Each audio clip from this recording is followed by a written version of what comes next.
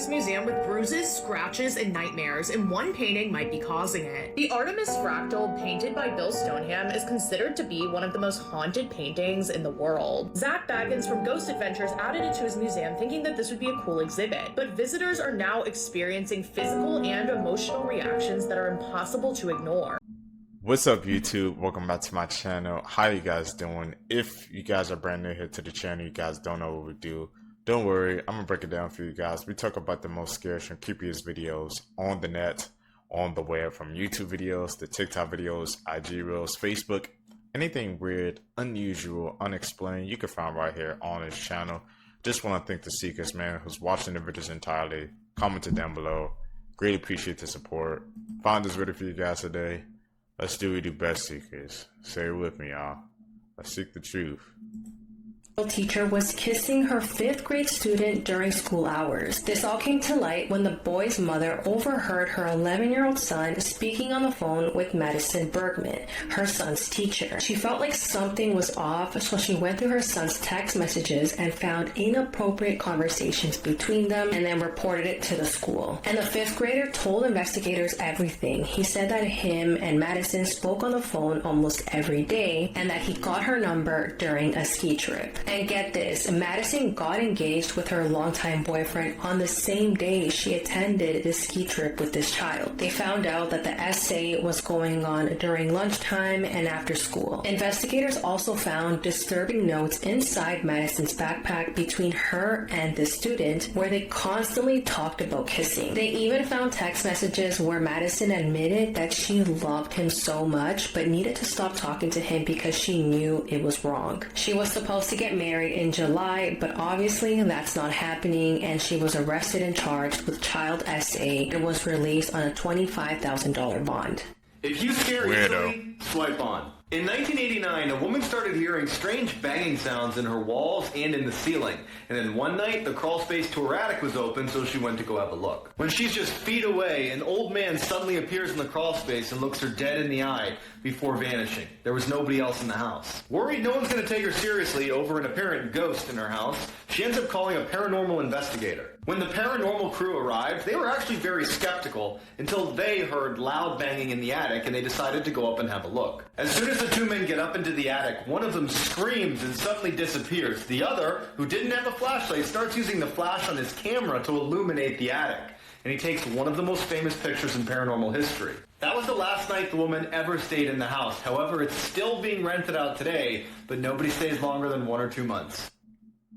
I wouldn't go there. I don't know why they rented it out. Videos that seem innocent but have a terrifying backstory. Part 9.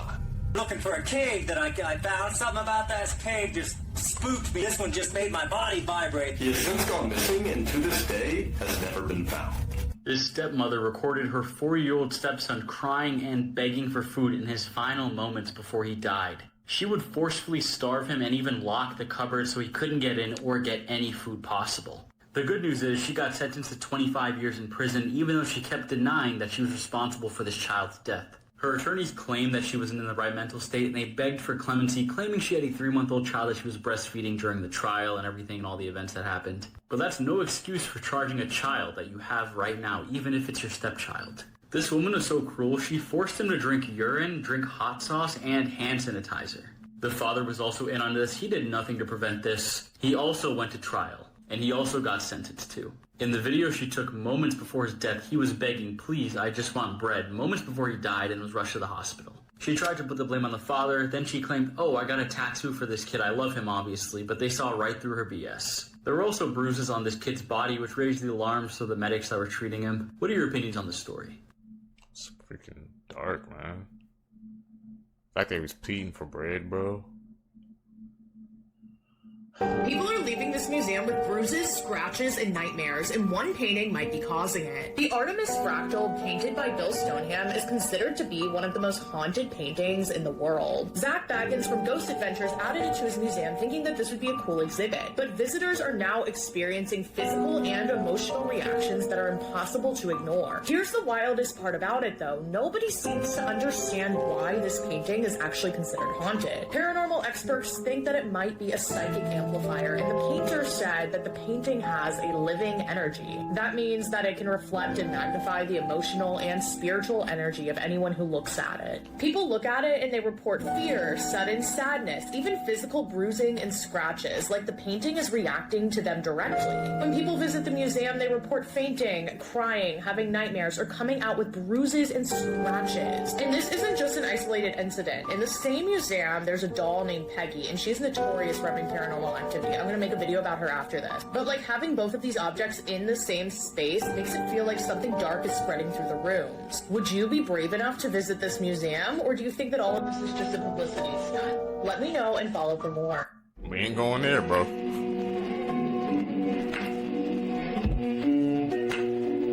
Why not?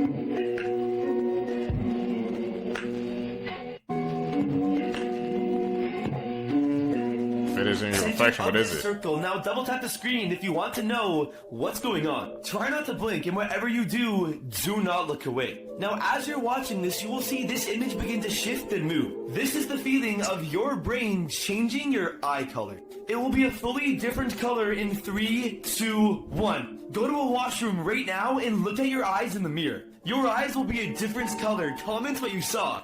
Crazy part is, most people believe that these 3 things will actually save your life. They don't. Let's pretend you're lost in the desert and you need water and you don't have any. So where are some places you can get water?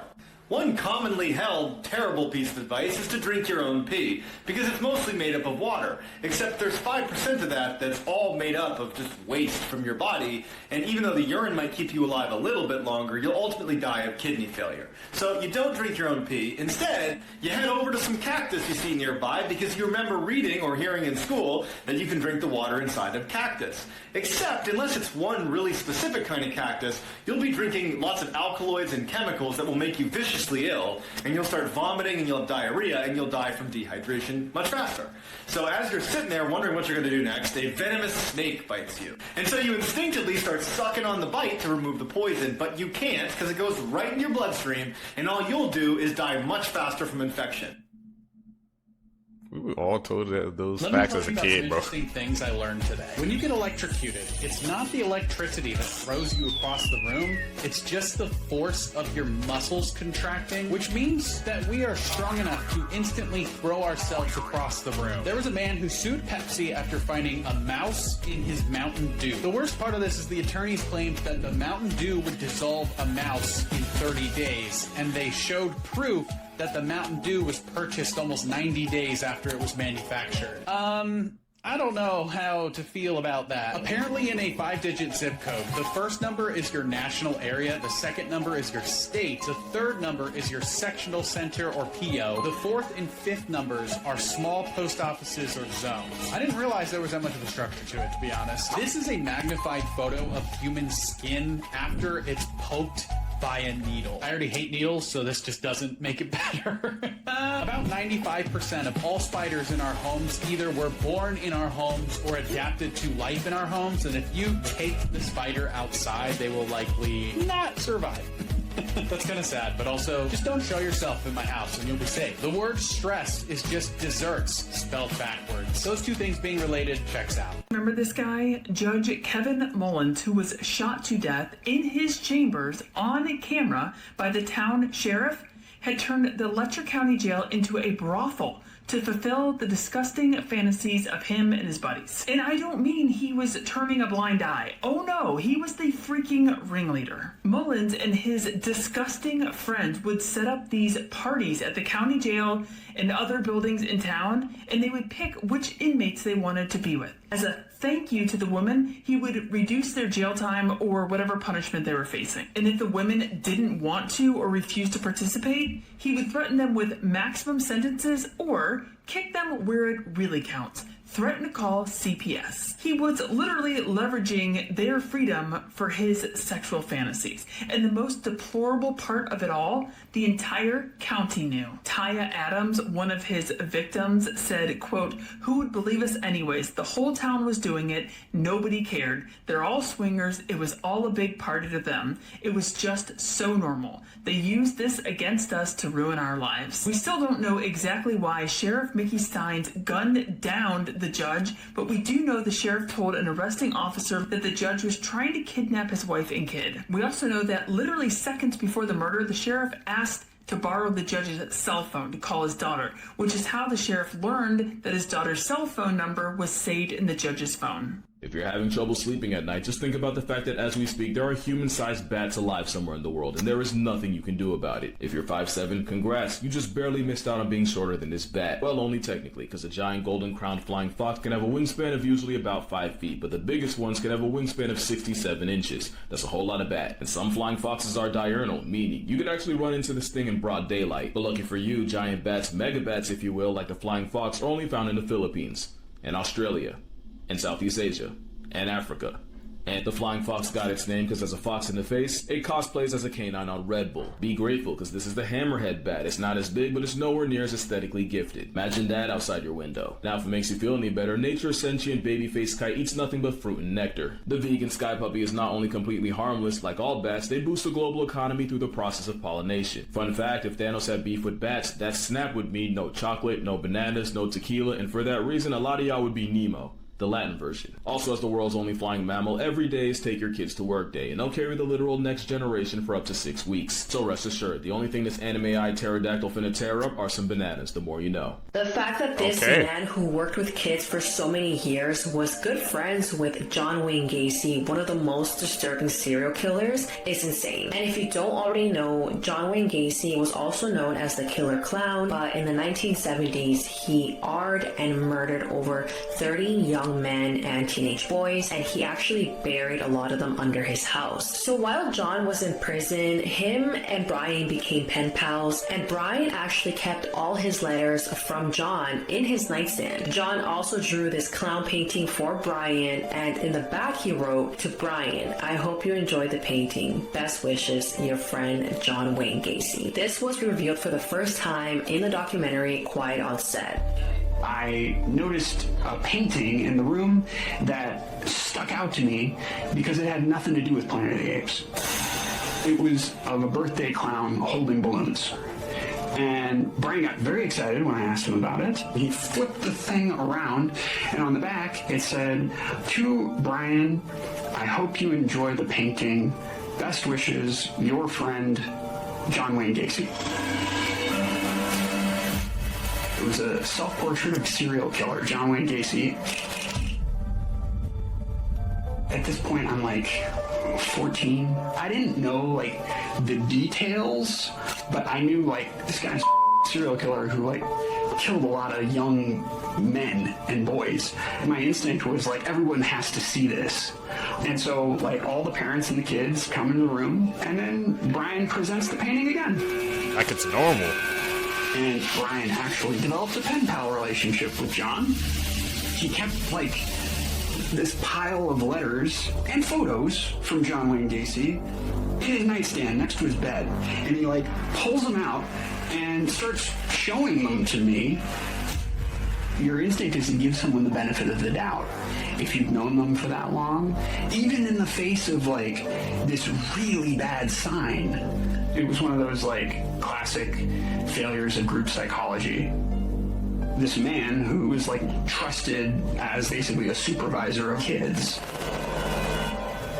is not safe. Scary facts you never knew, part 9. When you feel your stomach drop while on a roller coaster, you're actually feeling your organs moving. More than 250,000 deaths are caused by medical error each year. Brains taste like ice cream. Only 1% of people can do this. Try typing your name with your phone upside down. No cheating. Bill Gates released 1 billion genetically modified mosquitoes into the air. This was in the Florida Keys 5 days ago. He says it's to help prevent mosquito-borne illnesses like dengue, yellow fever, and Zika. But people think there's something more sinister going on. Like, what if he injected the mosquitoes with something else? But what do you think? Also to note, a 2019 Yale University study warned Bill Gates that the plan could backfire, creating hybrid mosquitoes that are more resistant to insecticide and could worsen the spread of diseases. If you look at a mirror in a dimmed room for 10 minutes, your brain will start to get bored and start imagining yourself as someone else. You can see who's blocked you on TikTok by clicking share, slide to the very end and click more, then click blocked. And if nothing pops up, that means no one has blocked shocked you yet.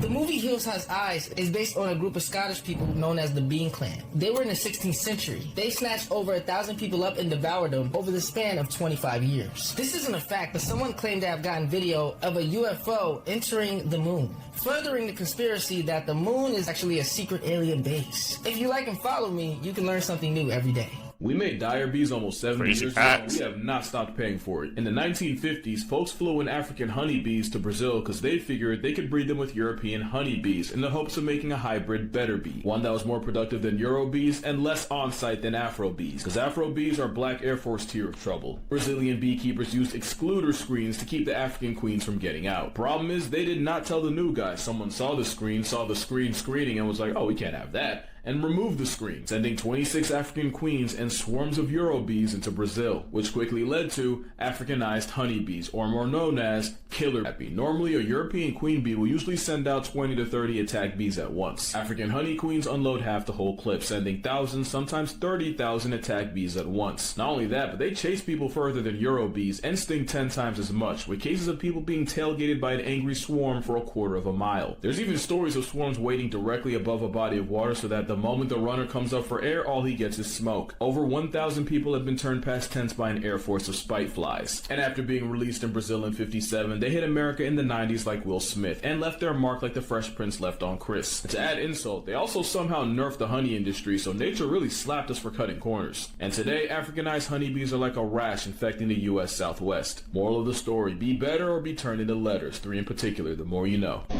What is it? And people, man, trying to freaking combine freaking animal types. It never ends well.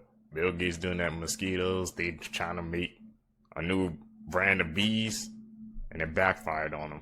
Woman was caught putting Roundup in her husband's Mountain Dew. This man from Missouri went to police after his home surveillance camera caught his wife, 47-year-old Michelle Peters, pouring Roundup, which is a chemical weed killer, into his favorite drink. He became a little suspicious in the beginning of May when he noticed that his Mountain Dew was tasting a little off. At first, he ignored the strange taste and continued to drink it, but a couple of weeks later, he began vomiting and having a sore throat. Then on June 12th, he reviewed surveillance footage in his garage where he kept his Mountain Dew in a fridge, and it shows his wife pouring the Roundup straight into the Mountain Dew bottle. Around that same time, he had told her that he was feeling sick, and all she said was that he probably had COVID and to stay away from the grandkids. Eventually, he went to police and Michelle was arrested, and at first her defense was that she mixed the Mountain Dew with the Roundup because she wanted to create this strong weed killer, and she had seen this on Pinterest. But eventually she admitted to everything, and she said she did it because she was mad at her husband for being unappreciative after she threw him a 50th birthday party. She then expressed that she regretted it and she should have just divorced him. She was charged with first-degree domestic assault and armed criminal action.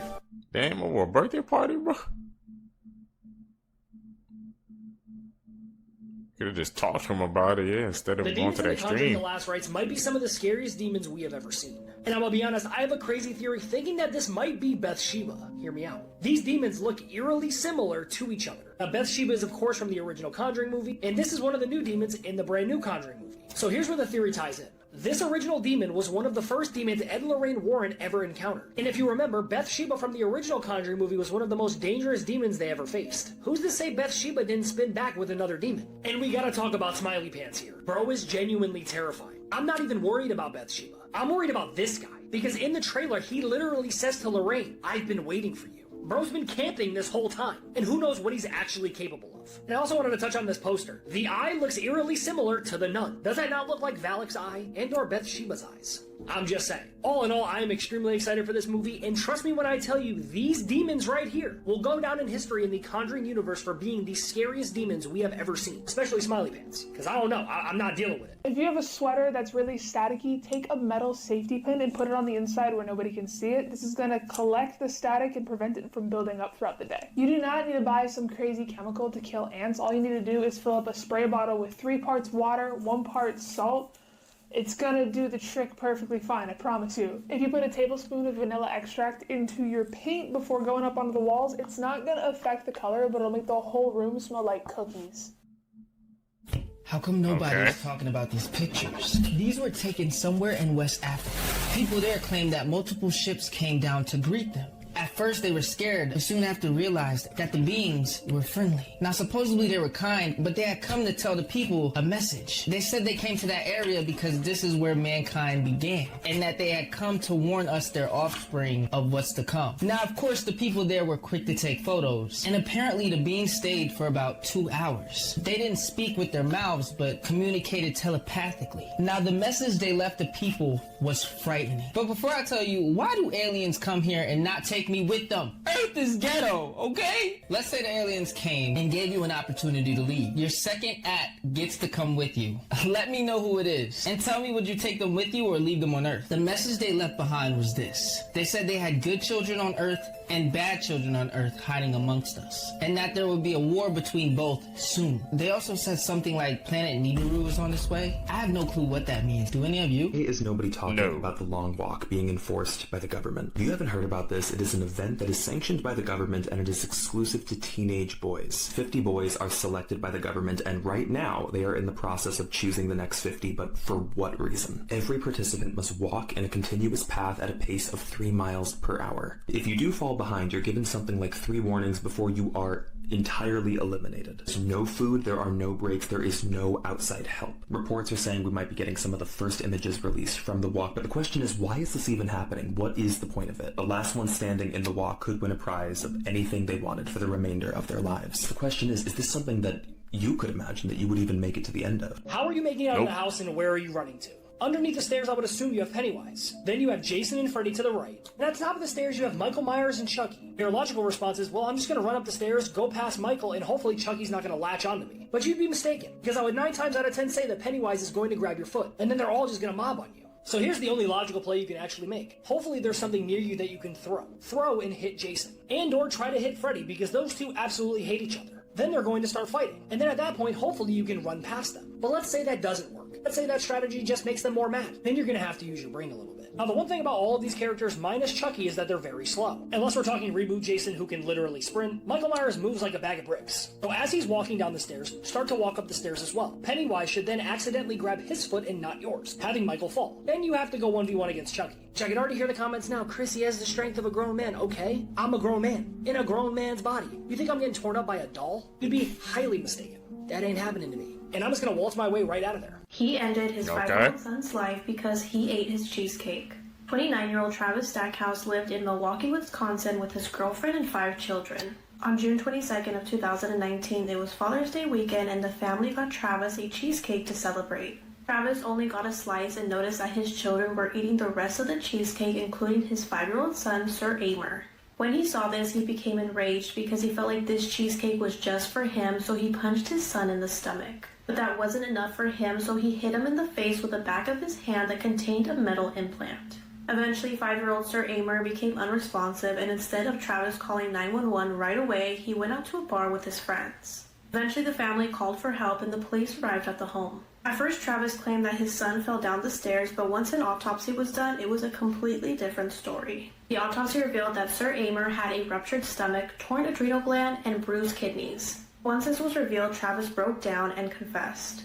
He admitted to punching his son and claimed that he did this because he was so upset over the cheesecake. Travis was arrested, and as part of the plea deal, he pled guilty to second-degree reckless homicide, child abuse, and child neglect. He was sentenced to 28 years, so 20 years in prison and 8 years of extended supervision. Victims over some cheesecake, man. That has to be one of the most disturbing things we heard yet, man, watching these clips. Really?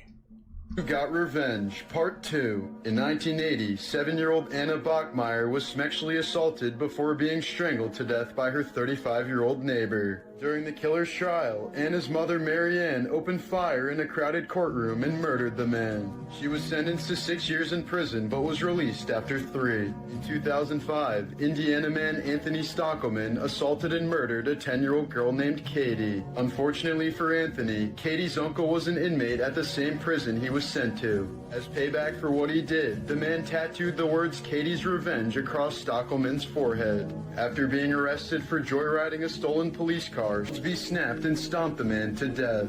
Goldsby later pleaded guilty to second-degree murder and had 25 years added to his sentence.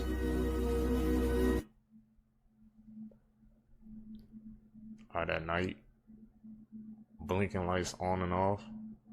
What's in the road?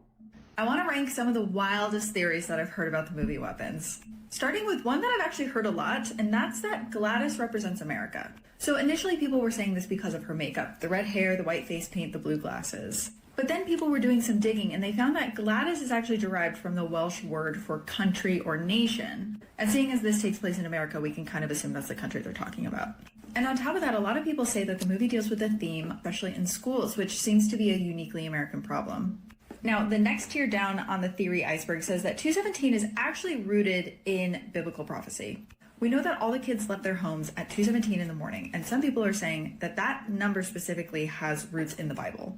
Specifically, they say it's referencing Matthew 2:17 in the Bible, which talks about a prophecy that Jeremiah the prophet said would happen. And that says, in Ramah there was a voice heard, lamentation and weeping, and great mourning, Rachel weeping for her children, and would not be comforted because they are not. Now this one can feel like a stretch until you remember that Josh Brolin's character in the movie had a son named Matthew. They don't call him Matt, they don't call him Matty, they always refer to him as Matthew. And so I think that's where people got that they were intentionally making a nod to Matthew 2:17 in the Bible. Now, are either of these theories legitimate? The director has not said either way. But before anyone gets in my comments saying overthinking final boss or that I'm like overthinking, this is the fun part of watching movies. But what do you think? He opened fire on his family for making him wash the dishes. 32-year-old Gerardo Jimenez Rico lived with his family in Milwaukee, Wisconsin. On January 22nd of 2025, Gerardo's family had just come back from a trip from Mexico. Gerardo stayed home because he couldn't afford the trip since he didn't work. Once his family arrived home, a fight began over some dirty dishes in the sink. Gerardo's father told him that he needed to move out of the home and get a job. His sister, 22-year-old Jocelyn, is siding with her father and starts yelling at Gerardo. With all of his family members ganging up on him about these dirty dishes, he felt fed up and he snapped. That's when Gerardo grabbed a gun and shot his father. Jocelyn grabs a kitchen knife to defend herself, but then Gerardo shoots her and ends her life. His mom enters the room and then moments later he shoots her as well. Once he had did this, he had quickly fled the scene. Police were called, and when they arrived at the home, Jocelyn was found deceased and both parents were alive but critically wounded. Jocelyn left behind her 3-year-old daughter and her fiancé, whom she loved very much. She had dreams of becoming a nurse and owning a cake business, but unfortunately that was taken from her. Hours later, Gerardo walks to the police station and confesses to shooting his family. He told investigators that his family had bullied him for years because of his unemployment, and the argument about the dirty dishes was just his breaking point. On June 24th of 2025, Gerardo was arrested and he pled guilty and was sentenced to 35 years in prison and 19 years of supervised release. Victims Who Got Revenge, Part 3. Carrie Fisher sent him a Tiffany box with a severed cow tongue inside. She left a note with it that read, "The next delivery will be something of yours in a much smaller box." Tigers are some of the most vengeful animals on the planet and will take revenge on anyone who has wronged them. In 1997, a Russian poacher shot a Siberian tiger and left him for dead before stealing part of his meal. The tiger later found the poacher's cabin and waited 12 hours for the man to arrive before tearing him to shreds. In 1984, Louisiana karate instructor Jeffrey Doucette with 2 weeks later, the boy's father disguised himself and waited for Doucette to walk by with police before shooting him in the head. The murder was caught live on camera by local news, but the protective father received no prison time for his act.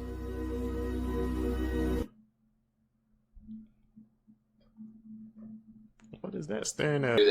This is 17-year-old Michael Dumas. He was on a church trip to Florida with some of his friends. While on this trip, they went to Pompano Beach, and he would be buried in the sand as you see here. He'd soon be unburied and all would be well until later that night when he would wake up in the middle of the night and be itching like crazy and sweating. At first, this would be labeled as an ear infection and he would be sent home with drops, but it would soon be obvious that that's not what it was, as he started to develop these raised, bumpy rashes. And he became pretty lethargic, just wanting to sleep all the time. It got even worse to the point where he was having these big, nasty blisters. And that's when he'd finally be diagnosed with cutaneous larva migrans, which is pretty much dog or cat hookworm. So pretty much these work by the dog or the cat pooping in the sand and contaminating it, and then not long after, these microscopic larvae hatch, and then you step in this contaminated sand and you end up looking like Michael. After all of this, he ended up developing a staph infection as well, and if it's not bad enough just him getting infected, 5 others from this trip got infected with hookworm as well. Normal looking photos with disturbing backstories, part 2. This Snapchat was the last photo ever taken of Sydney Loof, a woman who was killed by her Tinder date. Her body was cut into 14 different pieces, and when it was brought back to the morgue, it was in 6 different bags. This man was transferring oxygen tanks for 12 boys and their coach. He didn't have enough oxygen for himself, however, and died after losing consciousness in one of the cave's passageways. This man is Issei Sagawa, an actual cannibal from Japan.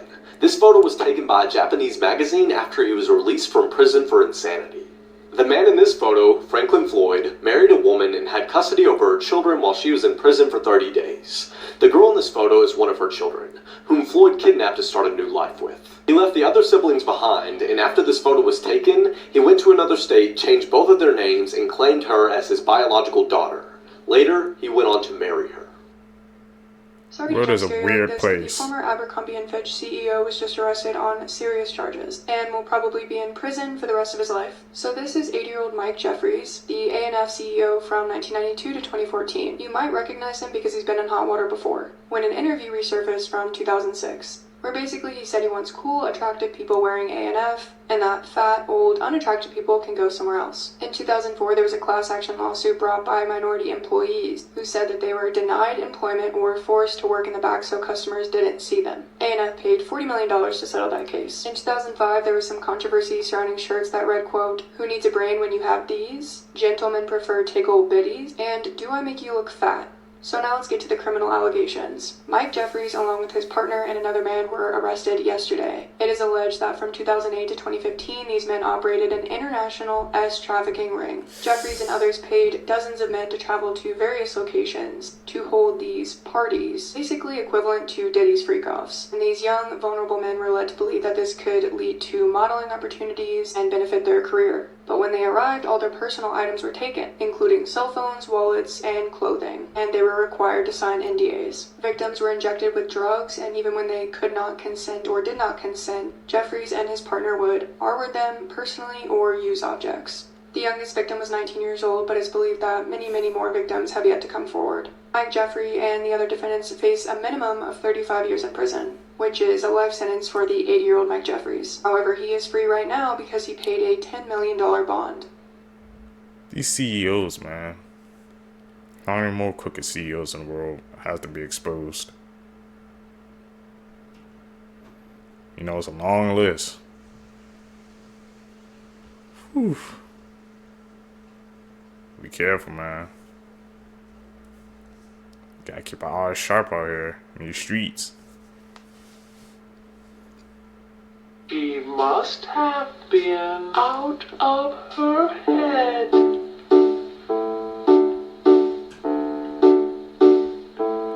Not long after this woman vanished, all hell broke loose. Hi, my name is Ethan, and here's everything you need to know in under 1 minute. 35-year-old Crystal Rogers was living with her boyfriend Brooks Huck and her children. On July 3rd, 2015, Brooks woke up and noticed that Crystal wasn't in bed and her car wasn't in the driveway. 2 days had gone by and no word from Crystal was given, until they found her car parked alongside the Bluegrass Parkway with a flat tire, the keys in ignition, and purse and phone in the passenger seat. Almost immediately, Crystal's family suspected her boyfriend Brooks. What's interesting is 16 months later, Crystal's father, Tommy Ballard, was hunting where an unknown subject fired a shot, hitting and unaliving him. Police are still looking for Crystal and also who unalived her father, and they believe the two cases are connected. What do you guys think, Seekers? Weirdest kid toys ever, part 24. So next up we got some bubbles, and it's like a sword. You dip it in like the thing with all the bubble solution crap, and then blah blah blah, you blow your bubbles. But if you take a nice close look at the thing that holds the bubbles, it looks like a nice old dude. This is why I would never understand fraternities or hazing or anything of that nature. This guy right here, his name was Danny, and he was 18 years old, attending the University of Missouri, not knowing that this one particular fraternity hazing event would lead to his life being forever changed. Now, this happened in 2021, and he was forced to drink 1 liter of vodka by himself, and he was seen on CCTV footage being carried downstairs. This had happened after he was being forced to go into a thing of broken glass, leaving him basically in crutches.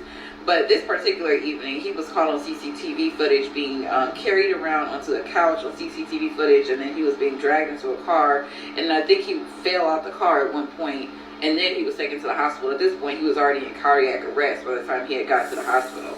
He was in a coma for a long time. He finally was able to get out of the coma. Unfortunately, he lost his ability to see, brain function, and this is him now, y'all. This is so sad. Please do not let fraternity, hazing, or any of that kind of stuff affect your life, because this is crazy to me. Like, this is not hazing, this is torture. Creepy games from... She was spitting facts, man. Like I said, some of those hazings, they're not even hazing. They just seems like it's a torture scheme. When people trying to do that to fit and be cool, man, I'm cool off that. When it gets too extreme, y'all got that. I'm out. I'm my own person, man. I'm not going through all that crazy crap just so a bunch of people I know can accept me. If you can't accept me for who I am, why would I want to be friends with you? From around the world, Part 1. South Korea's The Elevator Game, which will supposedly take you to a whole nother dimension.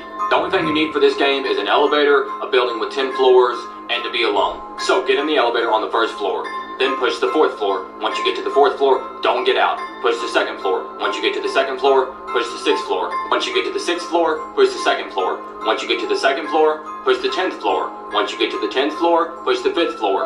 That's when a woman may enter. Don't look at her, don't talk to her. Then push the 1st floor. If you start going up to the 10th floor, then you know it worked. Once you get to the 10th floor and get out, the woman may ask you, where are you going? Don't answer, but you'll know you've made it there because you're the only living thing there. But the hardest part isn't getting there, it's getting back. Imagine dropping your child at school. I won't be playing that. A day like any other.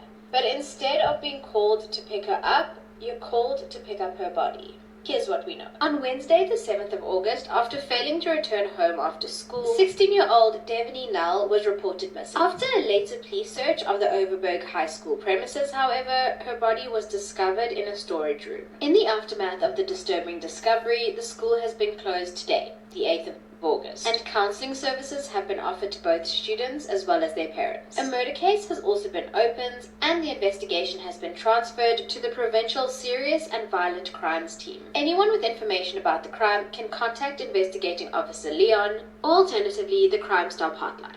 As always, I'll be sure to keep you updated. As the renewed search for the missing Beaumont children reached its 4th day today, the brothers who said the prime suspect hired them to dig a grave-like hole at the site in 1966 have come to assist. So in 1966, Robin and David Harkin were paid by the prime suspect in the case, Harry Phipps, to dig a grave-like hole at the former Castlereagh factory that's southwest of Adelaide, not far from the beach where the Beaumont children disappeared, and this happened only days after the children went missing. The Harkin brothers were boys at the time, and they didn't really think anything of it until 2013 when a documentary featuring the missing Beaumont children was aired, and it discussed Harry Phipps as a potential suspect. Phipps didn't become a serious suspect until 2004 when he passed away and his son Hayden made allegations about him and about the day the Beaumont children disappeared. So when the brothers saw this documentary talking about the children and Harry Phipps, they recalled this hole that he paid them to dig just days after the children went missing. Over the years, there have been a few searches at this property, but to no avail.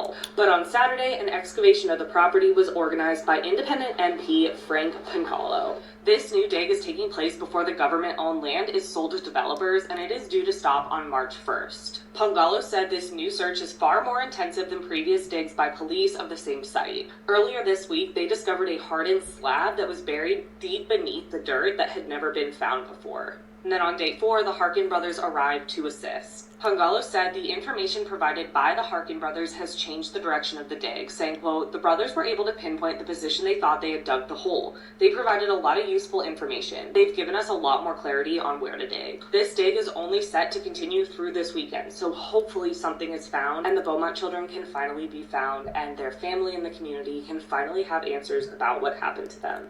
Justice for them. Behind me are 38-year-old Crystal Turner and 24-year-old Caitlin Schultz. They were a married couple who absolutely loved camping and spending time in the outdoors, but the pair were last seen alive on the 13th of August 2021. They were last seen at a bar in Morb at 9:30 that night. Witnesses who had seen them at the bar claimed that nobody had followed them out that night. After no one had heard from the pair for a few days, Kaylin's father contacted a friend who lived in the area where they were camping. And the father had said down the phone to Kaylin's friend that Kaylin and Crystal were a little bit concerned about a creeper dude that had been near their campsite. So the friend went to their campsite in the Las Sal Mountains, I'm sorry if I mispronounced that. And this was on August 18th, 2021, so a couple of days after they'd last been heard from. And when they did this, they actually stumbled across their remains. And the worst part is they were on the phone with Kaylin's father as they discovered them. And the friend then contacted the police.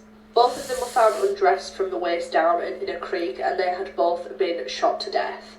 And this case was pretty much cold, and it still kind of is. Now, this one is technically unsolved, and I'll explain why in a minute, but there's actually no way we can confirm who did it. And it wasn't until May 2022 when police said that they had a suspect in this case. And this suspect was called Adam. But however, Adam was reported to have left the state and then taken his own life. Adam had also confessed to another killing in that area as well and provided police with details that were not known to the public. The motive for the murder still remains completely unknown, and it's still not clear if this Adam character did actually murder them, and I suppose there's going to be no way to prove it because he's dead. But I just think this one is absolutely heartbreaking, and the pair deserved so much better. Be careful when you're out. You never know, man. Dangers lurk around each and every single corner. Witness that firsthand.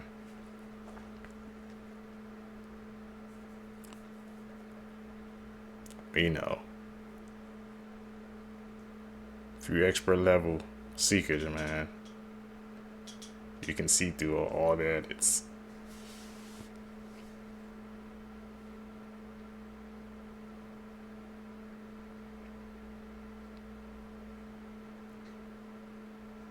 y'all, the Watts house has to be haunted, because tell me why the new owners of the Watts house are getting a divorce, and allegedly the dad, the husband, put his hands, or was some type of DV situation, or whatever the case may be, towards the wife. This is crazy. So basically the Watts house was put on the market after Shanann, Bella, and Cece were unalived by Chris Watts.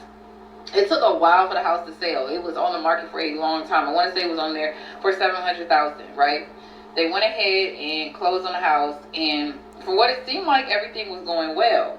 Well, eventually there was a report that there was a call from the wife. They also, mind you, have 2 daughters and 1 son. It's very similar to what Shanann and Chris, had. They were going to have a son, and they also had 2 daughters. Anyways, so there was a call of a domestic complaint, and the wife basically said that she felt like her husband was going to put his hands on her. I think he was, either maybe drunk or whatever the case may be. I'm not 100% sure, but there was some type of domestic dispute in the house. Now, he did get arrested, y'all. He did get arrested. I was able to find proof of his arrest. There is a record. Basically, you got to look into, I believe it was Frederick, Colorado. And yeah, it will come up. But anyways, he did get arrested, and they're selling the house. They're getting a divorce, selling the house, allegedly. Now the house is back on the market. I'm not 100% sure if it's sold to a new person yet or not, but it's back on the market again. Y'all, I feel like this house needs to be torn down and turned into a memorial at this point, because why is it every time they sell this house, it's getting back on the market? This is a case that has continued to bother me. Sarah Kinslow was born on June 14th of 1986. She grew up with 3 siblings and 2 loving parents in Greenville, Texas. Growing up, she was very musically inclined. She even entered a women's composer competition, and she won first place. She was known to often do solos at her church, and she was just very talented when it came to music. Sarah was also a very happy child. It was well known that she loved the holidays, especially Christmas. Her parents said that she would wake up super early on Christmas morning and go wake up all of her siblings, and she couldn't contain her excitement to the point where she would grab her stockings and then go and jump in her parents' bed to open everything. But as Sarah started getting older, she started hitting a more rebellious streak. When she turned 14, she started staying out late, sneaking out. Like, she was just being kind of a rebellious teenager, and things seemed to get worse when she met 18-year-old Curtis Wayne Bell, and I don't have a picture of him. I'm sorry about that. Sarah's parents obviously did not approve of this relationship. They did not like Curtis, which is understandable because he was 18 and she was 14.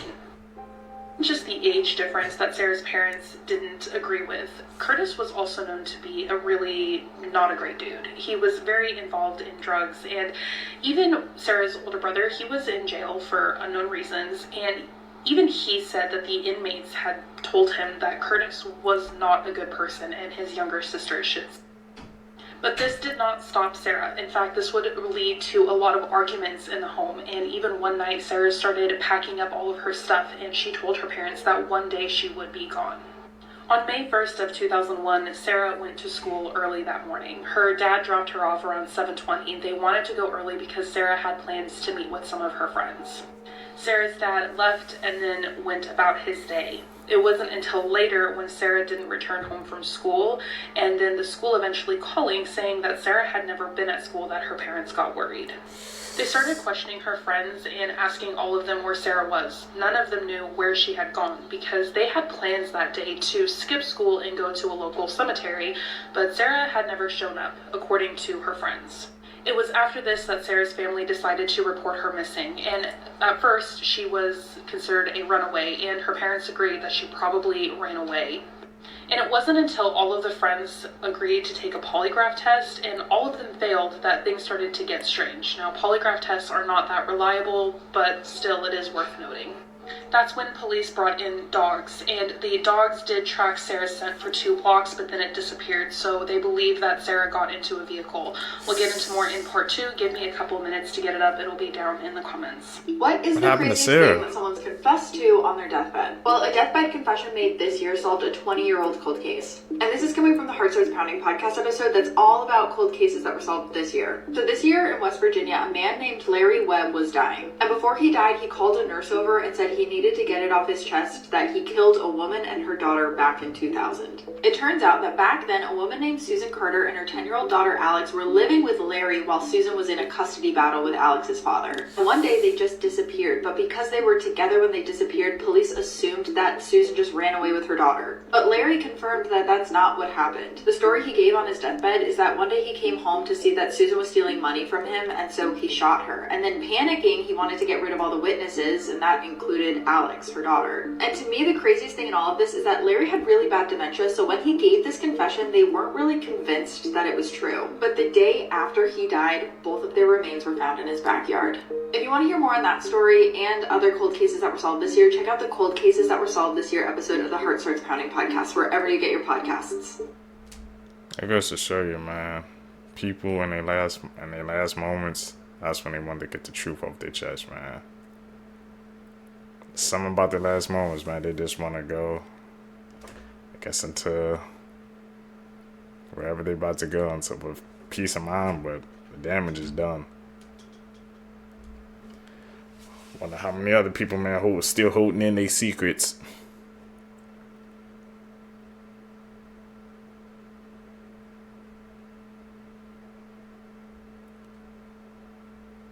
You know what that is.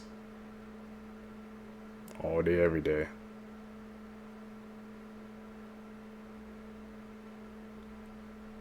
What is one true crime case that you just can't stop thinking about? I always wonder what really happened to 6-year-old Catherine Corzilius. On August 7th, 1996, Catherine, along with her mom Nancy and her brother Chris, were out running errands. Catherine's dad was Paul Corzilius, who at the time was the tour manager for John Bon Jovi. That day was Paul's birthday, so they were all out looking for a present for him. They all lived on Elder Circle, which is a small neighborhood near Austin, Texas. When they got back to Elder Circle, Catherine wanted to pick up the mail from the community mailbox and then walk home. The mailboxes were only about 1/8 of a mile from their home, and Catherine had done this a few times before, so her mom let her. Catherine would take the shorter route home, while her mom and brother would take the longer route around Elder Circle. This way, they would be getting home at almost the same time. But once Nancy and Chris got home, with still no sign of Catherine, Nancy sent Chris to go and look for her. But when Chris couldn't find her, Nancy started searching for her by car. Within minutes, they found her laying in the middle of the road on Elder Circle. She was unconscious, but still breathing. According to Nancy, she didn't want to make her daughter lay on the hot pavement, so she picked her up and took her to the hospital. Little Catherine suffered from a fractured skull and never regained consciousness, and sadly, she died later that day. Authorities initially thought that Catherine was a victim of a hit and run, but certain things didn't add up. Where Catherine's body was found was in an unusual spot.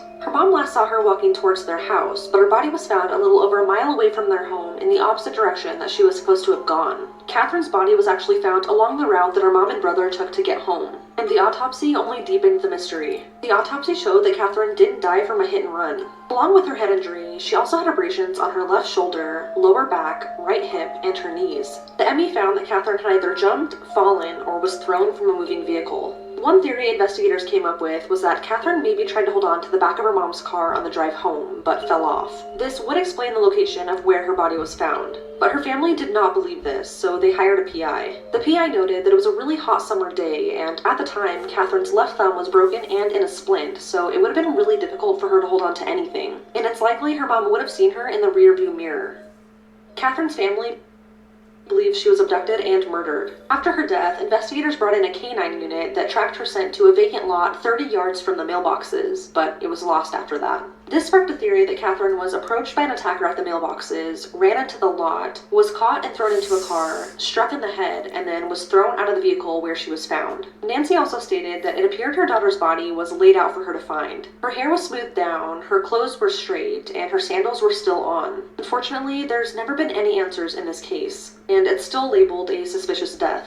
John Bon Jovi wrote a song dedicated to Catherine called August 7, 415. And sadly, in March of 2020, Catherine's brother Chris, who grew up to be a police officer, was tragically killed in a car accident. It's a mysterious case. It used to be solved. Hello, true crimers. It's time for another episode of Coldest Cases by State. Today, South Dakota. Brr. So, this is the kind of strange case of Arnold Archambault and Ruby Bruguier. They were actually part of the Yankton Sioux tribe. They were a happy couple and they had just recently had a baby. And then a tragedy happened on December 11th, 1992.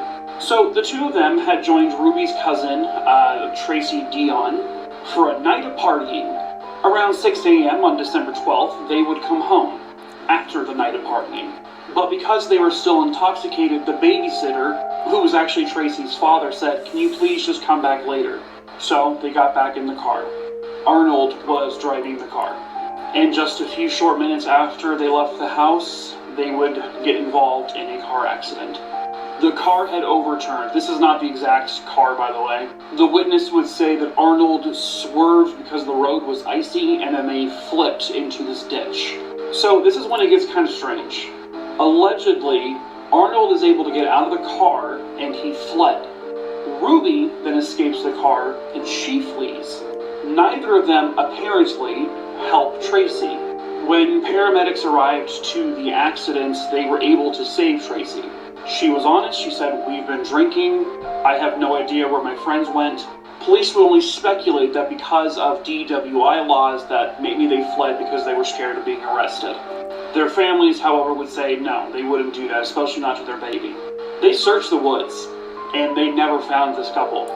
They literally just poofed into thin air. And they conducted these searches for months. They should have been somewhere in the area. This is a still image pulled from Unsolved Mysteries, where this case actually aired. The OG Unsolved Mysteries. So this isn't the real scene. But in March of 1993, about 3 months later, in the ditch just 75 feet away from where the car accident happened, was the decomposed body of Ruby Bruguier. The ditch had water in it, so the next day they pumped out the water, and in that same area they found the decomposed body of Arnold Archambault. It was only like 15-20 feet away from where Ruby was. You know what's stranger? He wasn't as badly decomposed as Ruby was. They also found a tuft of Ruby's hair at the crime scene, which is very odd. The autopsy would show they died of exposure. A witness said they saw Ruby and Arnold at a New Year's Eve party 3 weeks after the accident. That witness took a polygraph and passed. Police say foul play wasn't involved. Were they murdered? How come they're in the same spot as a car accident, months later? This one is so weird, right? Have you seen what they found in Australia? A supersized stick bug. Scientists are saying this is one of the heaviest insects they have come across. If you haven't seen the video, take a look at this. Okay. Look at that, Bashir. Look at the size of it on his hands and arms. Wow. So what is going on with these bugs in Australia? What is causing such a mutation that has now become one of the heaviest insects in the world? I have no clue, do you? And would you be putting that in your hand and holding it like that and showing off and not being afraid of being attacked by that? Again, like I said. You're a brave soul. This mutated, supersized stick bug measures 16 inches and weighs as much as a golf ball. Let me know your thoughts in the comments as to what you think is mutating these insects. And would you like to hold one in your hand? And as always, I'd love to hear from you. China? I don't think so. That's a no from me. I don't know why these bugs and stuff's changing. Maybe it's the ecosystem. But it's like all the freaking... It had to be an Australian, mate. I'm sorry, that was my Australian accent. I know it's not the best. His military just deployed mosquito-sized drones that are completely invisible to the human eye and could spy on you from inside your own home. These military surveillance drones are only 2 centimeters long, weigh less than a paperclip, and flap their wings exactly like real insects. You literally cannot tell the difference between these spy machines and actual bugs crawling on your wall. The Chinese National University of Defense Technology confirmed these microdrones can perch inside any building, record everything you do, and transmit classified intelligence back to military command centers without anyone knowing. Your private conversations, your personal documents, your family gatherings, all being recorded by what you think is just a harmless bug on your ceiling. While American military drones are still the size of cars and make noise you can hear from miles away, China just made surveillance completely undetectable. These mosquito drones can swarm in groups of thousands, coordinate attacks, and gather intelligence from every corner of a city simultaneously. This technology is operational right now. Every insect in your house could potentially be watching you. The age of true privacy just ended, and most people have no idea it's already happening. So that new Insane. Taki have literally been clapping people, sending them straight to the ER. Like multiple people going to the ER from eating this sandwich. And honestly, what did y'all expect from the Diabetes Power Rangers united their forces together? Just looking at this sandwich, I'm knowing this burger is slapboxing your cholesterol levels. Not only that, Wendy's have the audacity to say, oops. I can't make this shit up.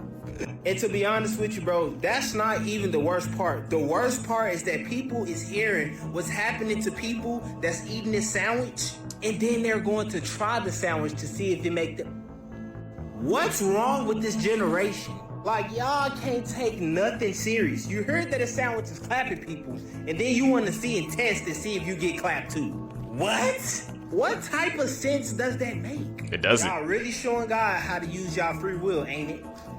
Y'all let me know y'all thoughts in the comments on what y'all think about this new Taki burger getting people clapped in the comments. Like and follow for more wisdom and stay tuned. We ain't If eating you it. want to learn how to make your content pay you passive revenue, comment down below hub and I'm sending resources in your DMs. Y'all just won't miss a chance of getting y'all back bigs, won't y'all? Donald Trump just had a massive meltdown and finally responded to the new episode of South Park. Not only did they rip on Trump for being in the Epstein file, they also said that Trump has a tiny blank, and Trump just got rage baited so hard because his response is insane. And just this week, South Park secured a $1.5 billion streaming deal from the Paramount Network, which South Park openly criticized in their new episode. And literally 30 minutes ago, the FCC just approved the Skydance and Paramount merger for $8 billion. A lot of people were saying that the reason why Stephen Colbert Colbert was fired was because he was critical of this merger by Paramount as they were bending the knee to Trump. Now Trump has finally responded to the South Park guys after what they did in their new episode last night, and this is where it gets so much more worser. The statement was just put out from the White House in regards to the new South Park episode. Just like the creators of South Park, the left has no authentic or original content. South Park is a fourth-rate show that hasn't been relevant for 20 years and is hanging by a thread with uninspired ideas and desperate attempts for attention. Did Trump get rage baited?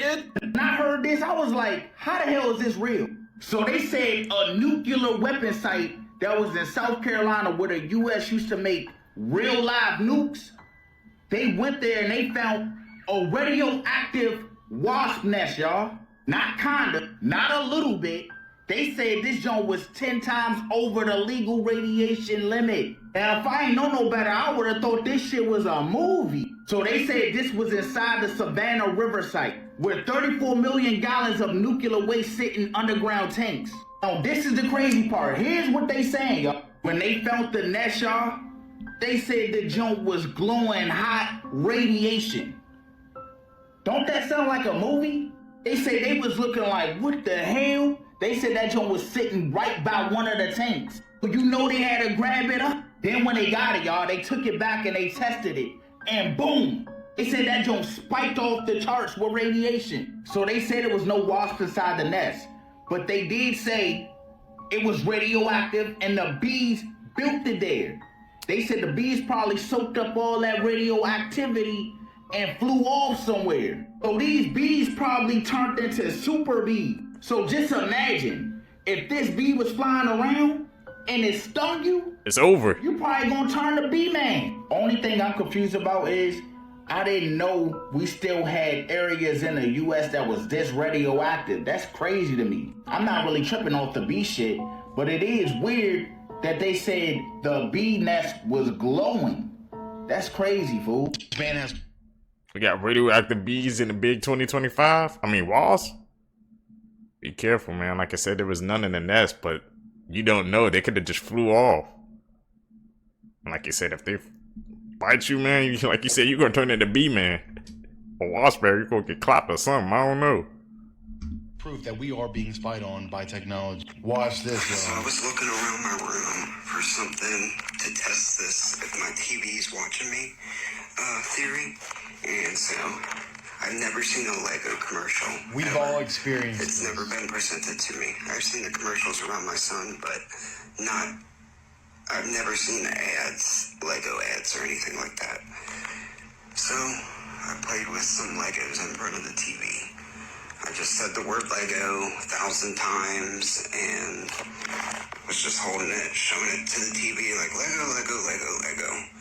Lo and behold, they are listening to first us Lego ad. 100%, y'all. And of course it's Saturn. Stay weird. Women across America are furious right now because somebody has just hacked this female-only app, publicly leaking thousands of users' images, IDs, and posts. If you hadn't heard, there's a super popular app called T, so much so that it's actually the #1 free app on the Apple Store, and it's designed to promote safely dating and to help women do background checks on men. And there's a lot of useful features like being able to reverse image search in the cases of catfish, the ability to check if someone's married or a sex offender, but one of its features has proved very controversial. It's the ability to anonymously share red flags of a man with other women, kind of like how you rate an Uber after a ride. And as you'd imagine, the backlash because of this has been intense. Some people online labeled it anti-male, a feminist doxing app, and even as far as calling it evil and meant to destroy men's lives. And that's why some people are even celebrating this hack. But the amount of people actually exposed in this leak is pretty insane. You see, T currently has millions of users, and hackers were able to get unauthorized access to 72,000 images, 13,000 of which were selfies, and even images of identification documents. This even included thousands of driver's license, which is what they used for verification when signing up for the app. But some men have gone even further in all of this, and to get back at women, they have gone as far as creating a leaderboard from the leaked selfies, where people can then go and rank these images, and they have a top 50 and a bottom 50. Point is, you could probably add this to the active conflicts in the world. It's getting so heated right now. But of course, as always, what do you guys think? User Who on that tea at? posted this photo from a throwaway account asking if they should be concerned that their roommate is a serial killer. Now, it's from a note that the user's roommate had attempted to burn, but it didn't burn thoroughly, so the roommate was able to see a little bit of what was written on the card. On the note, the roommate is naming people, but calling them trophies and listing their ages with what also appears to be a map. The one side lists someone named Misha and then lists out all of the things that they loved, past tense, about this person. I loved their eyes, I loved their smile, I loved this one a lot. And then on this side, it says Keith was a 28-year-old trophy with a map showing a dead-ending road on 21st Street where OP says he lives with his roommate in Brooklyn, New York. People in the comments are pointing out that serial killer or not, this is a bit strange to be referring to people as trophies, and maybe OP's roommate is in need of some mental health help. And also, if it were just an innocent note, why are they trying to dispose of it? Commenters are raising some really good questions. Some are saying that OP should take this to police, others are saying that they should just try to get out while they still can. And I'm just curious to know how you would all react if you found notes like this that your roommate had tried to dispose of. Ask me ever again to get on a ride. This right here is the reason I don't do it. Even the worker ran out and she's not even on the ride. Matt Rife just bought the Warren Museum and he's letting people come visit.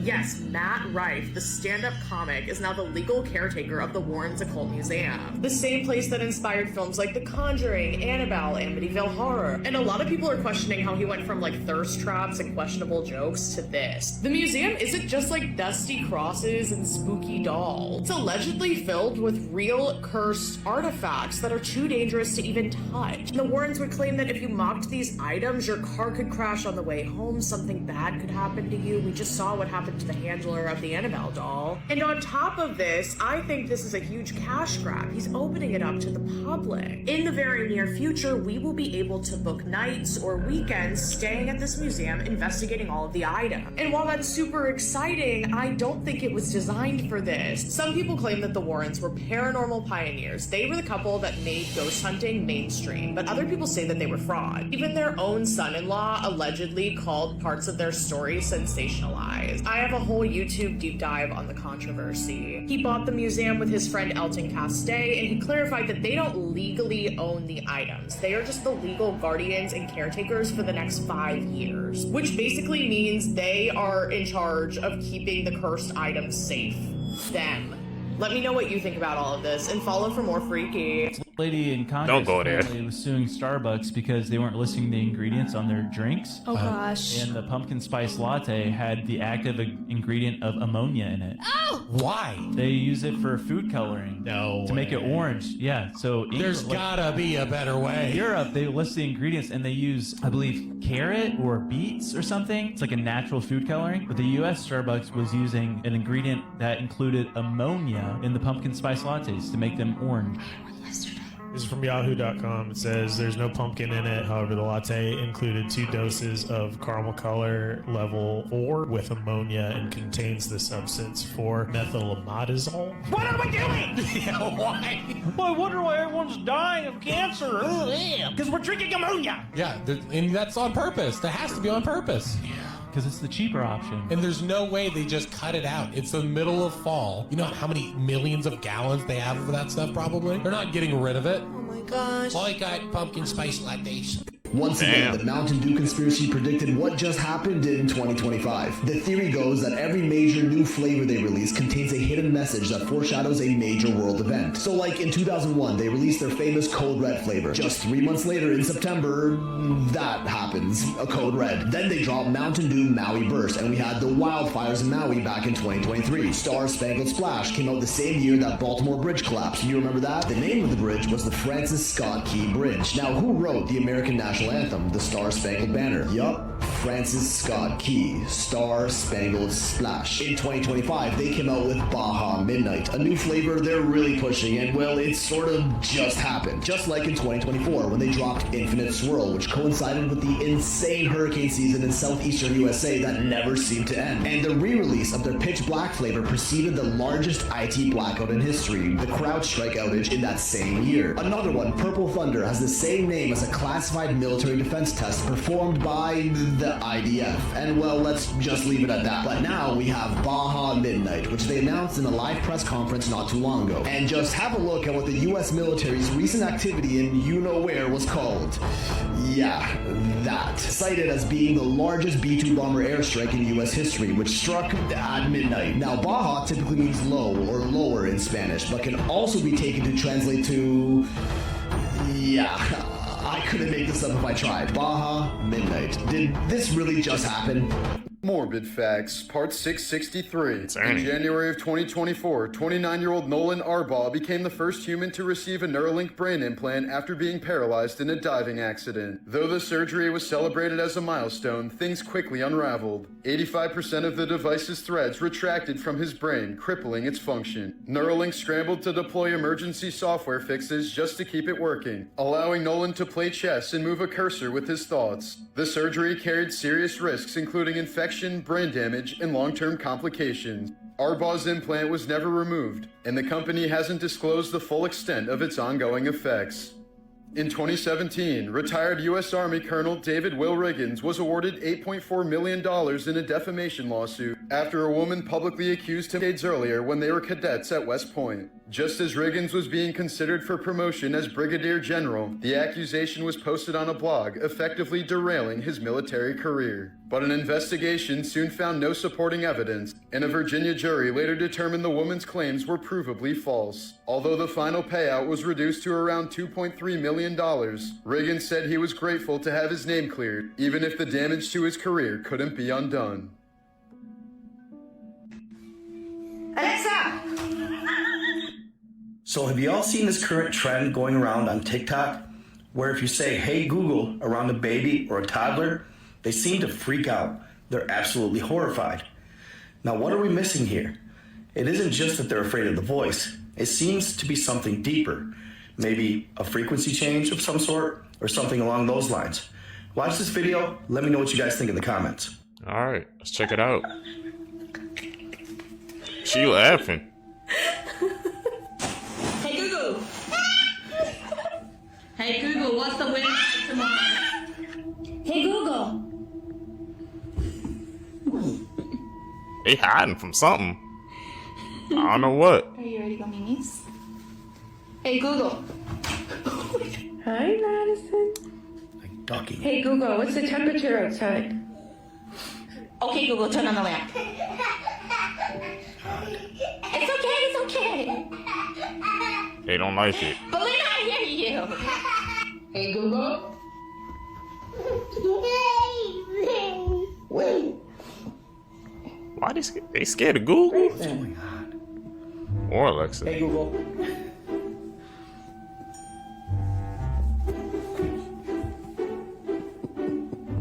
Every time. Why don't you want me to say Google? Because he frightens me to death because he's so loud. But it's not scary though, it's just a voice. He's talking for him. It's just a computer. Just a computer talking. Why? I don't know. Why is whispering? Why they whispering? Well, they won't turn on. I don't think it's plugged in. Go on now. So they're scared of the sound it makes.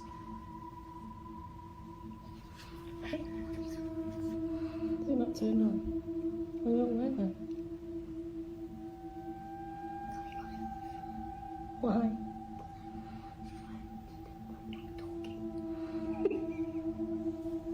Alexa. They do not mess with it, man. Babies or toddlers.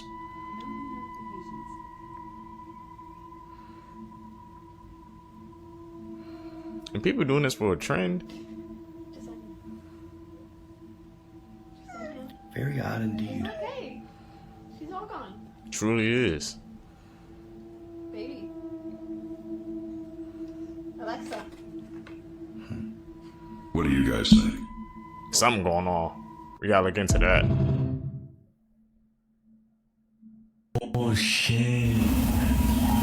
Ah, wailing. Oh my god. It was actually in Mexico. Some guy who lives by himself. He has one cat and one cat only. He started experiencing very paranormal like activity in his house. And he's like, okay, let me get some salt just in case and put it around the doorways. He's recording because he hears something. And the only thing that could possibly be downstairs is his cat. Boom, he walks around the corner and in the upstairs floor, he sees his cat. So he's like, oh, I'm gonna rub it, right? And then he goes downstairs where the noise was. Yo, that's the exact same cat. I think in his language, he goes, this is not my cat. Oh. So he rushes upstairs and he starts putting salt on the doorway to stop him from coming. Yeah, because he feels something's wrong. Oh shit.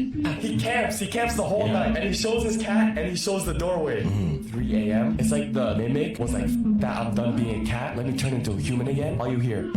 Oh man. Coming up the fucking stairs. Hear that? And then once he reaches the top, it's like a because it's like he can't get past that because he already put the salt.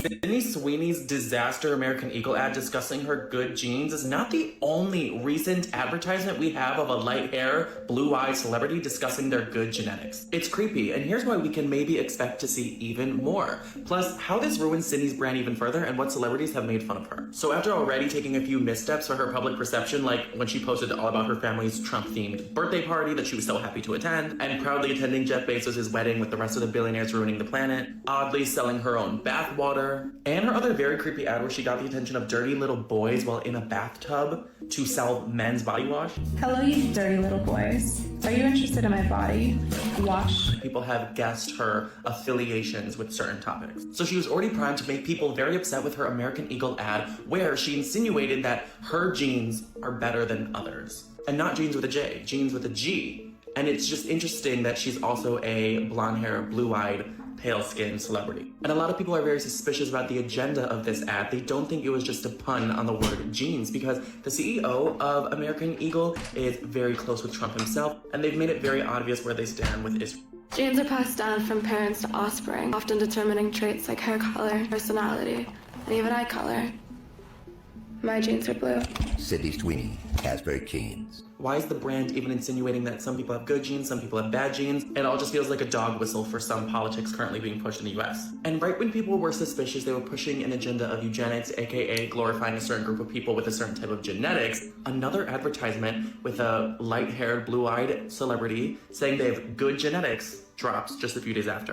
In this Dunkin' Donuts ad, Gavin Castellano, star of The Summer I Turned Pretty, insinuates that he has very good genes, and he said he got his color analysis back from a DNA test, and then basically says he's like the king of summer and the golden boy, and that's just such a weird way to advertise Dunkin'. This tan? Genetics. I just got my color analysis back. Guess what? Golden summer. And the gag is, who is the last person to work with Dunkin', Baskin-Robbins, who are owned under the same umbrella? Sydney Sweeney. So is there an agenda that they've chosen to push, and they've chosen their key players to push that agenda? I guess we'll find out, but some stars are not letting it slide and showing where they stand. Lizzo posted this photo mocking the Sydney Sweeney campaign with her, who have very different genetics, saying if the Democrats won the election, this is what agenda they'd be pushing in American Eagle advertisements. Doja Cat completely mocked Sydney Sweeney on her TikTok and the internet, ate it up. Genes are passed down from parents to offspring, often determining traits like hair color, personality, and even eye color. Now, this is all just theorizing, but if there's any more advertisements about a celebrity saying they got good genetics, I'll be the first to update. So follow for more, and in Patty, we trust. Facts about money that will blow your mind. Half of all elder millennials wish they had chosen a different career path. The majority said they felt pressure to pursue 4-year degrees with mountains of debt and now earn too little in their jobs to keep up. Here's the scariest part about all this. Gen Z has the lowest average student loan debt of $14,000. Millennials are the next highest with $33,000 on average. Gen Xers have even more student loan debt on average with $43,000. And finally, baby boomers actually carry the highest average student loan debt. Your student loan debt actually goes up as you get older. Top that off with the unemployment rate going back up, and more than 1 million people became unemployed last month. Here is a solution that could double your income. The average tech salary is $100,000 to $300,000. You can learn any tech profession in 6 to 9 months with Triple 10. Triple 10 offers beginner-friendly boot camps with tons of different careers, and 87% of students get great jobs at companies like Amazon and Tesla. Triple 10 will even give your money back if you don't get a job within 6 months of graduating. Link in my bio to take their free consultation to find out what career would be best for you. There is an Who going to Chipperton, man? Get that tech money, bro. It's actually interesting, man, to see the generations of seeing how much money people owe in college, man. If you don't know what you're going to college for, I just say figure it out before you go so you don't get all that debt piled up. Eerie ghost town in America that is too dangerous for humans because it's been on fire for over 60 years. The roads leading to it were even covered in dirt to keep people out. But despite this, the town of Centralia still has a population of 4. You see, back in its day, it was a booming coal mining town with thousands living there. But when a fire accidentally spread to the mines underground and became too large to extinguish, houses started collapsing, roads began to crack and buckle, dangerous gases started rising into the air, and a 12-year-old child even got sucked into a 150-foot sinkhole. It became so dangerous that the state of Pennsylvania stepped in and offered to buy people's properties off of them so they could leave the town. And because coal seam fires have a massive amount of fuel, it's believed that the fire will continue to burn for another 200 years. But despite the town's zip code being erased off the map, roads to it being blocked off with mounds of dirt, and even a court order saying that any residents that remain would not be allowed to sell or pass down their homes to anyone, according to a 2020 census, 4 people still remain. 5 things you can do with your body. Who in the hell is living in a town that's always on fire? Why didn't they just abandon it with everybody else? I guess that their family home is really important to them, man. You know, some people, like, they just refuse to move.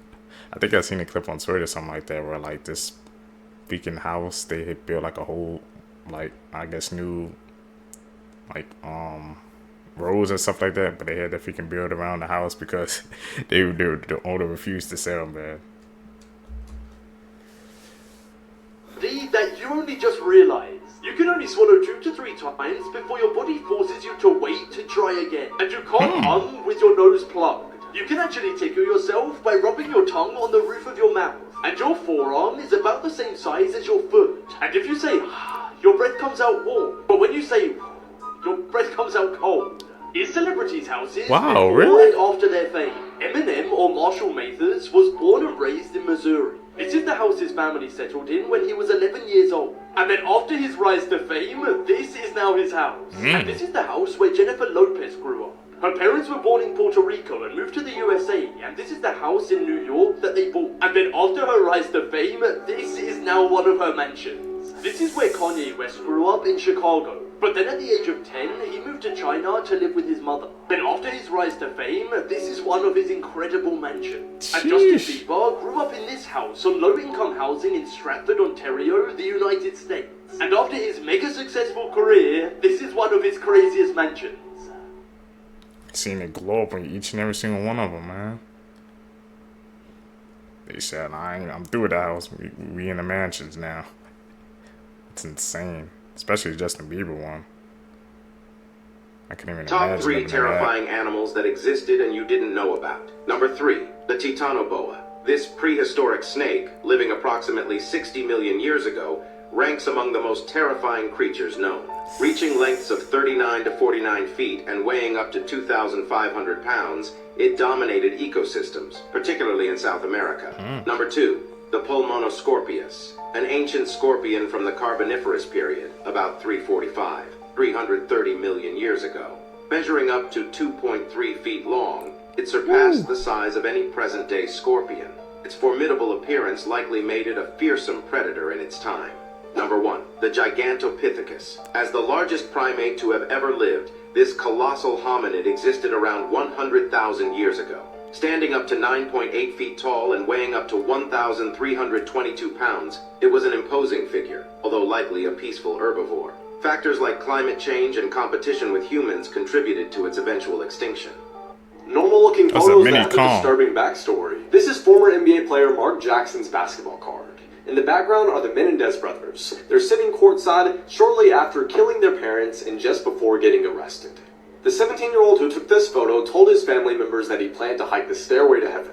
He texted multiple pictures before his disappearance, and shortly after, the family noticed a man in this photo. While this photo may seem like an ordinary picture of footprints in the sand, they actually belong to a 4-year-old little girl who shortly after this photo was taken, drowned in the ocean. The two brothers in this photo are at Sequoia National Park. This photo was taken moments before they were both struck by lightning, and both shockingly survived. There was a tradition in Victorian England to take photos of dead people, often dressed in their best clothes, and pose as if they were taking a family portrait. If you look at this photo for long enough, you'll notice something is a little off about one of the children. The man who took this photo of his wife scuba diving off the Australian coast also managed to take a photo of Tina Watson, who was drowned by her husband that day in 2003. These are the scariest Terrifying backstories, man. Of war. Ghost Tape 10 was an audio tape played by the US Army during the Vietnam War. They would play it from helicopters and boats. Its aim was to scare the enemy Viet Cong who were hiding in the jungle.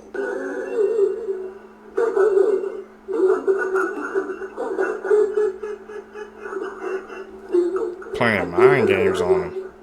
The A-10 Thunderbolt II is one of the most feared planes owned by the US military. It is better known as the Warthog because of the scary sound it makes.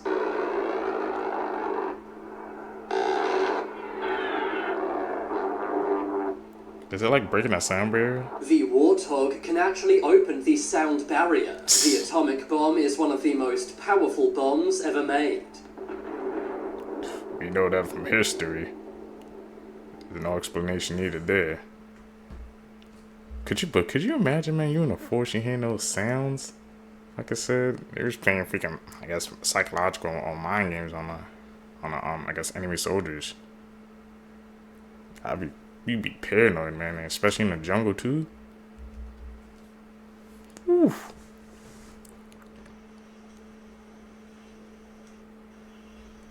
What's he got?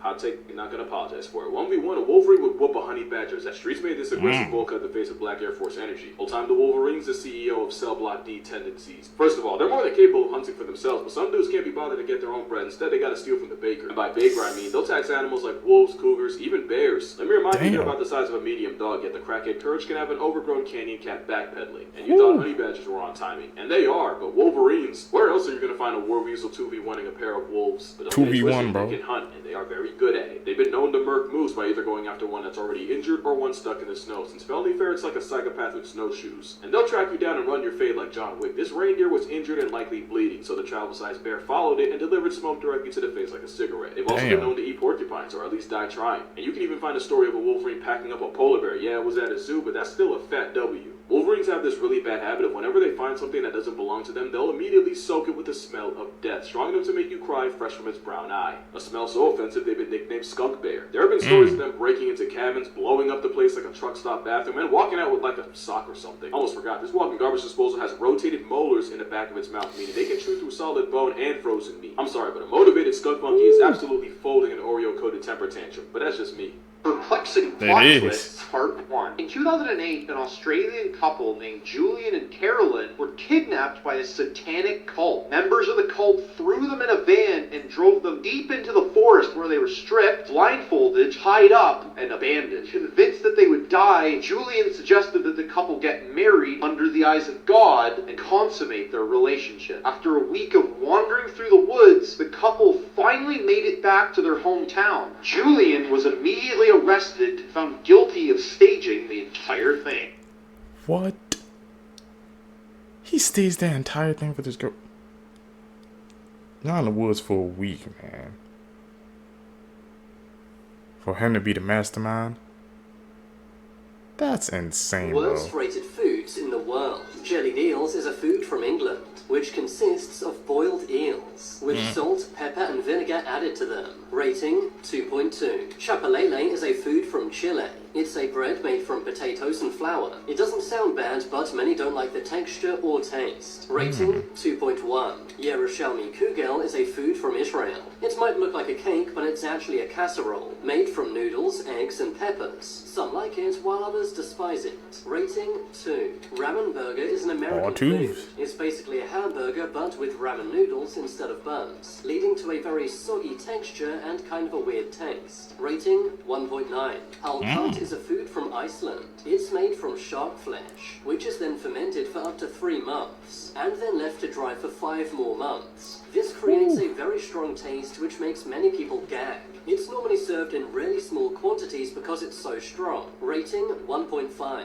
Kalvsylta is a food from Sweden. It's a mix of jellied veal, onions, and spices, and is eaten cold. Rating 1.4. Lodgepult is a food from Finland. It's basically a dumpling made from flour and reindeer blood. Rudolph better stay away from Finland. Some say bloodpult has a similar taste to a ball of bacon, while others say the taste is absolutely awful. Rating 1.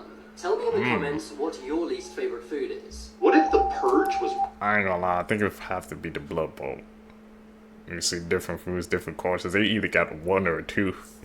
I thought the ramen burger was gotta go be up there, but that one failed too. I didn't even know there was such a thing as that. I'm gonna have to try that. Find out for myself. Seekers, what are you guys' least favorite food?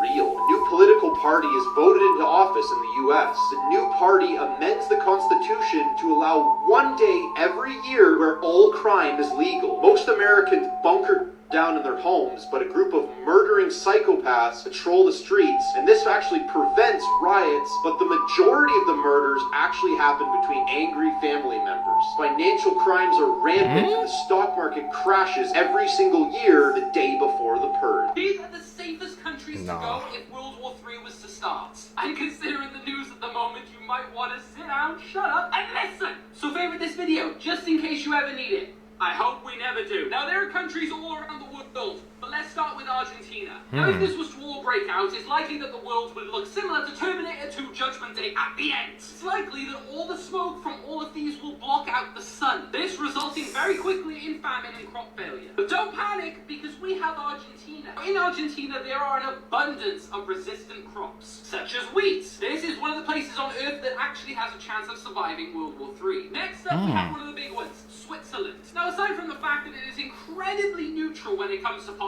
it has a landlocked geography and mountainous terrain, as well as being one of the countries with an insane amount of underground bunkers. Actually, there's 26,000 of them, which are actually all very hidden, which will mean you will be very safe. As well, just in case there is an invasion, Switzerland literally has booby traps everywhere. It's actually kind of insane and awesome. Next up, we have one of the big ones, Antarctica. Now, barely anyone thinks about going there, which is why it's pretty safe. However, as you can tell, it's a bit fucking cold.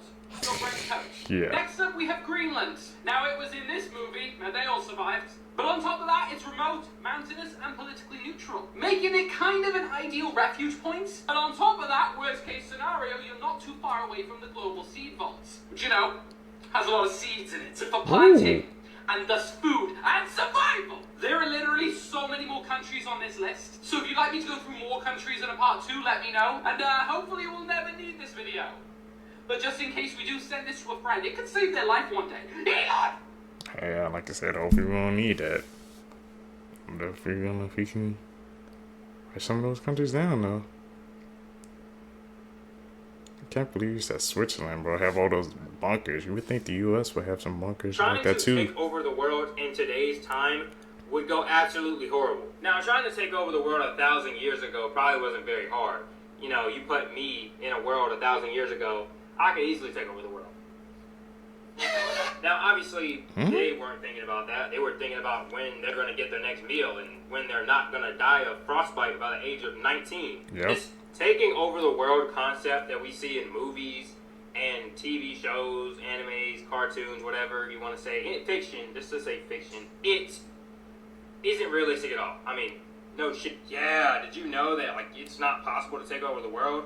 Woo! Will plays us are really making us feel enlightened over here. But trying to take over the world nowadays would go horrible, like I said.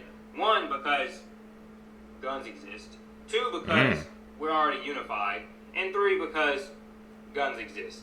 I guess if you wanted to take over the world, I guess you could probably try to convince a bunch of hillbillies and drug addicts that you're the Messiah. I would start there. I don't think that would end well. This clown animatronic changed the landscape of the Halloween industry when it released. This is the creepy towering clown from Spirit Halloween 2017, and his history is kind of interesting. First, because I know you guys love it so much, let's start with his official backstory. Grimsley the Great was a troubled man, an infamously tall clown who was part of a traveling carny family. Every night before a performance, Grimsley would stand before his dressing room mirror and manically paint on his deceivingly joyous features. But it took hundreds of attempts before he was satisfied. He'd wipe his face clean and start over in a fit of rage, often gnashing his pale white face with his dagger-like fingernails. Some say you could hear his blood-curdling screams for miles away from his dressing room, and his sinister soul was hiding a dark secret, a plan to collect and transform innocent bystanders into human oddities for show business.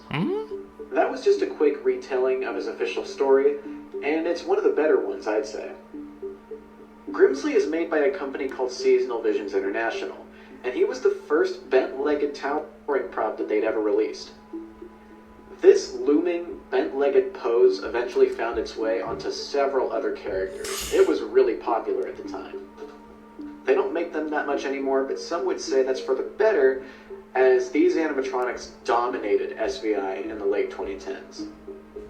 Before he came to Spirit, Grimsley became available in the UK in early 2017 on a website called Mad About Horror, which I still don't fully understand considering that he was meant to be a Spirit exclusive, but regardless, this was one of the few Spirit exclusives that was available in the UK for a brief period in time.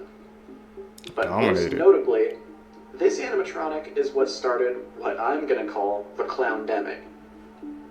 Grimsley's release coincided with a cultural phenomenon at the time that helped propel him into one of Spirit Halloween's most successful props. And that was It 2017.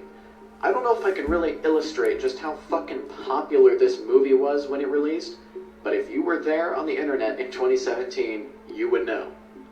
Before 2017, clown animatronics weren't even that popular. They weren't even that frequent, which is insane to think about, because after 2017, clowns were everywhere. Nearly every clown animatronic after Grimsley became insanely popular. Many of them actually ended up overshadowing Grimsley completely, like Pugs the Clown, Crouchy, 2020 Charlie, and some others. Grimsley doesn't even get talked about that much anymore. Something else that's interesting, this was one of the first SVI animatronics that suffered from very severe facial deformities. Not quite to the extent of Heckles from last year, but it was bad. In 2018, though, they fixed this, and to this day, the 2018 model is the best version of this prop. And that's also the version that I have. Also, he has his own costume, so take that as you will. Shockingly enough, this prop retailed for only $200 in 2017. I know some will say that that's still a lot, but this thing is 7 feet tall. He's huge. If he released today, I'd bet money that he would be $300 to $350, no doubt about it. Even back in the day, $200 was crazy reasonable, considering some of the other animatronics that were priced the same. In my opinion, he was absolutely worth the money, and I think he deserves to be talked about a little more.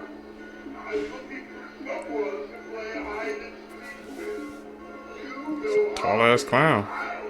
I don't do clowns though.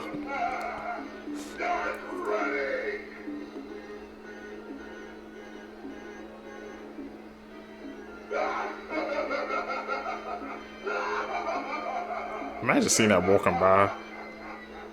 Little kid gonna be scared as hell.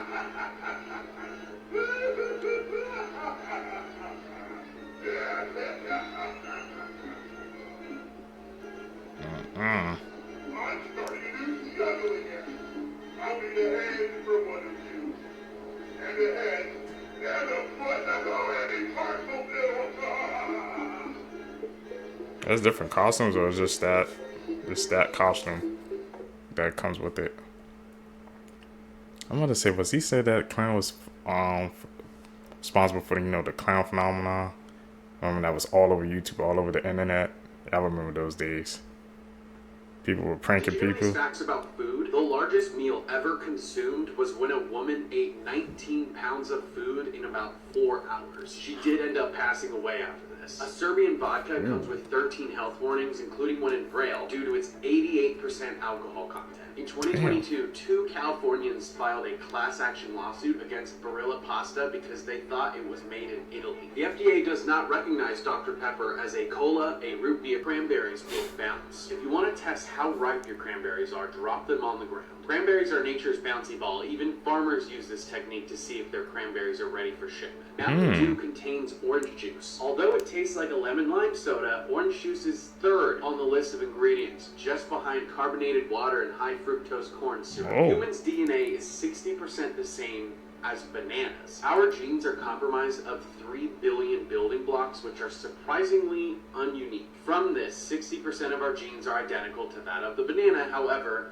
the other 40% is different enough to make us who we are. There's a small difference between jelly and jam. Jam is made with fruit, which is why it's so much more chunky. Jelly is made with fruit juice. This is an easy way to tell the difference between jelly and jam. Jelly will spread evenly, while jam will tend to be a little lumpy. A ridiculous amount of Nutella is sold every year, so much so that it could cover the Great Wall of China 8 times. You could circle the world almost 2 whole times, and the amount weighs the same as the entire Empire State Building. Sound can influence the taste of your food. High frequency sounds are to enhance the sweetness in food, while low frequencies bring out the bitterness. Pound cake got its name from its recipe. The early recipes of pound cake called for 1 pound of butter, 1 pound of eggs, and 1 pound of sugar. Most supermarket wasabi is actually horseradish. Real wasabi is challenging to make and expensive. As an alternative, most wasabi for sale is colored horseradish with flavoring. Farmed salmon is dyed pink. Wild salmon is naturally pink because of all of the shrimp they eat. Farm-raised salmon have a different diet and end Eating fake salmon out However, here? they are fed specific plant pigments to get the same hue as wild salmon. Crackers are worse for your teeth than sugar. Acid is the biggest cause of tooth decay, and crackers tend to stick to your teeth, which ends up being a breeding ground for bacteria. You can find peanuts in dynamite. Peanuts have an oil that is used as an ingredient while making glycerol, which is a main component of nitroglycerin. French fries originated in Belgium, not France. They are only called French fries because they are French cut. Twinkie cream is not cream at all. It is actually vegetable shortening. Strawberries are not berries. Technically, berries only have seeds on the inside, a rule which is obviously broken by strawberries. Margarita pizza is named after a queen. When King Umberto I and Queen Margherita visited Naples, they wanted a change from their fancy food and asked for pizza, which was food for the poor back then. The queen loved the mozzarella pizza so much that it ended up being named after her. Thomas Jefferson actually made pasta popular in the United States. He is responsible for bringing the first macaroni machine over to the United States after spending time in France. He was also the one who introduced mac and cheese to Americans. Cauliflower comes in multiple colors. Although we typically only see the white cauliflower, it actually has purple, orange, green varieties. Orange and purple cauliflowers have higher antioxidants. Lima beans are deadly. Raw lima beans have lethal amounts of cyanide in them, but if you cook them thoroughly, you'll be just fine. Sweet drinks can cause dementia. It's not quite as drastic as it originally sounds. However, studies have shown that people who drink 1 or more artificially sweetened drinks per day were almost 3 times more likely to develop dementia. Coffee is the main source of antioxidants for Americans. Antioxidants help fight aging and heart disease, but coffee doesn't really have that many of them. We just drink a lot of it, so we kind of get enough. An expensive delicacy of China is bird's nest soup, which is made from rare bird's nests created from the saliva of small swiftlets. They've been used in China for over 4 centuries. Food is allowed to contain some amount of insects. By FDA standards, there is an allowance for the level of traces of bugs that could be in your food. Chocolate can have no more than 60 insect fragments per 100 grams. Peanut butter can't have more than 30 insects per 100 grams. So theoretically, insects can be in them as long as it's under that. Tonic water. That's insane. Quinine is the component of tonic water, which is what causes the glow. Sheep brains are a delicacy in Turkey, China, and India. Brains are a natural filling for ravioli, cheese, scrambled eggs, and other textured dishes. Rocky Mountain oysters are deep-fried bull testicles, favored among cowboys, often served at rodeo events across the United States. He was just freaking blowing our reality wide open, man, with all those facts. That's why I wasn't going to stop and pause after each one. Just keep letting them come, man. I can't believe, bro, they actually allow bugs in foods as long as it's under a certain amount. So that means every single time we eating jam or freaking peanut butter or something, we eating bugs, bro. That's wild to think about. Different color cauliflowers and stuff like that, and people eating sheep brains. It's just, he was blowing our reality wide open, man. Dropping all those fact bombs on us. Seekers, if you guys made it with me to the end of the video, you're a true seeker seeking the truth. I greatly appreciate the support, man. Like I said, don't forget to comment down below. Hit the post notification bell, hit the thumbs up button. Follow me on all my social medias. You guys can catch you in the next videos. I'm out. Peace, YouTube.